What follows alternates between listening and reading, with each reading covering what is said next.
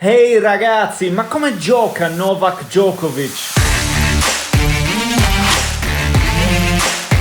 All'età di 13 anni aveva già attraversato due guerre tra il 1991 e il 1999. I pochi campi da tennis che la Serbia possedeva all'epoca erano stati bombardati e ridotti in macerie. Non è facile per un bambino di quell'età ritrovarsi con niente in mano, non hai più niente, hai perso i tuoi cari, hai perso gli amici, non hai più modo di fare le cose che facevi prima. Come può un bambino, un ragazzo crescere in questo stato? È molto complicato. Sua madre faceva 3 lavori, doveva crescere 2 dei suoi fratelli per lo più da sola e mandare soldi a lui e a suo padre che nel frattempo erano in tour per giocare a tennis. Quando questo non bastava, dovevano chiedere prestiti agli usurai e questo significava che lui non aveva altra opzione se non quella di vincere. Doveva trovare il modo di ripagare i debiti, doveva trovare il modo di ripagare quello che era l'opportunità che i suoi genitori gli stavano dando. Vivere nei ghetti peggiori, nei luoghi più economici della città,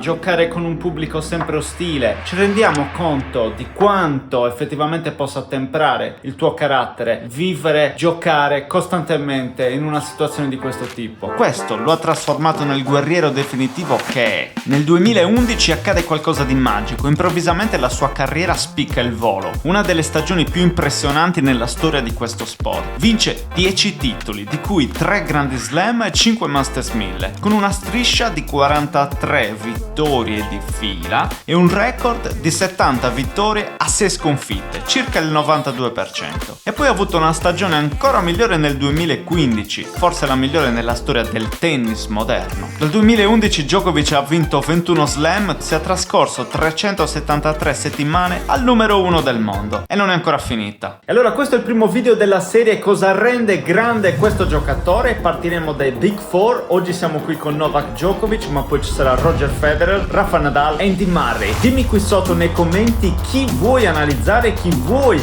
che venga messo all'interno della graticola per essere analizzato. Dimmelo qui sotto nei commenti. Novak è un giocatore offensivo a tutto campo, sebbene sia noto per le sue abilità difensive quasi impenetrabili. La sua caratteristica distintiva è la capacità di ribaltare regolarmente le sorti dell'avversario, passando da una posizione inespugnabile a un'esibizione di micidiale potenza d'attacco. Tra i suoi punti di forza spiccano il servizio, su cui ha lavorato tanto negli anni, il rovescio, il gioco di gambe, la sua flessibilità. Ciò che più è sorprendente è poi la precisione e la profondità dei suoi colpi. Secondo Alex Correggia è il giocatore più difficile da incontrare perché non ha punti deboli evidenti. È così difficile perché serve bene, risponde bene, il suo rovescio è incredibile, il suo dritto è fantastico. Parliamoci chiaro, Djokovic può fare qualsiasi cosa in campo, può colpire vincenti da entrambi i lati, è in grado di tirare grandi servizi, ha un tocco magnifico a rete, sa quando utilizzare le sue abilità ed è questa la vera chiave del suo tennis. E Djokovic non è uno sprovveduto nemmeno dal punto di vista atletico. Quante volte l'abbiamo visto colpire vincenti di dritto in open stance dopo essere stato trascinato fuori dal campo? Questo intimorisce non poco i suoi avversari. Insomma, non possiamo negare che Djokovic abbia una sportività fuori dal comune, è sempre il primo a congratularsi con gli avversari, sempre il primo a stringere la mano, a dare una mano se l'altro dall'altra parte è caduto, si precipita a verificare che tutto sia a posto ed è uno di quei pochi generosi che fa un sacco di beneficenza. Pensiamo anche a quello che ha fatto per l'Italia donando tutta quella scarrellata di soldi durante la pandemia del Covid.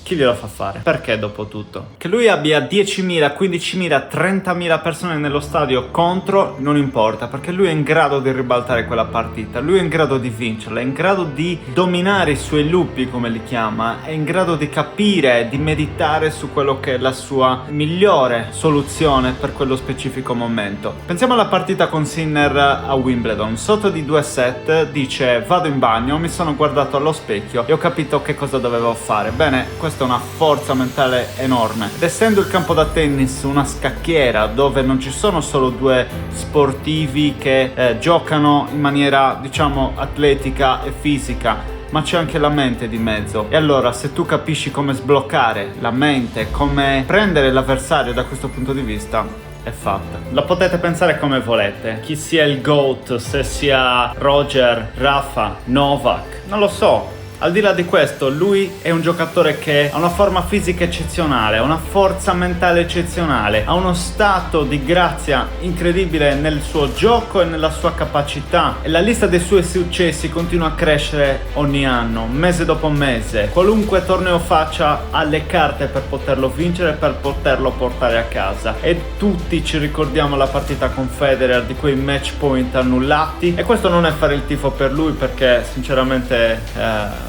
non lo so se sia il mio preferito, ma non possiamo che riconoscere quanto sia grande Novak Djokovic. Dimmi qua sotto nei commenti che cosa ne pensi. Da che parte stai?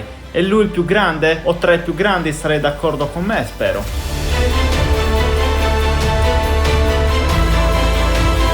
E se ti è piaciuto questo video, mi raccomando, continua a guardare quello che ti propongo qui e iscriviti al canale, metti mi piace e fai girare questo video. Ciao, alla prossima!